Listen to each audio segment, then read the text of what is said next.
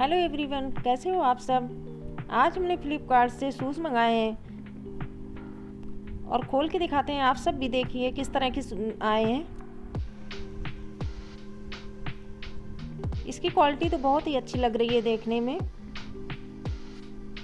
ये Asian company जूते हैं और बहुत ही अच्छी क्वालिटी के दिख रहे हैं और इनका प्राइस भी बहुत ही अच्छा है, बहुत ज़्यादा महंगे नहीं है। ये 660 रुपीज़ में हमें मिले हैं और क्वालिटी में नंबर 1 है। अगर आप सब परचेज़ करना चाहते हैं तो इसकी लिंक हम डिस्क्रिप्शन में डाल देंगे और प्लीज़ मेरे चैनल को लाइक, कमेंट और शेयर करना ना भूलें।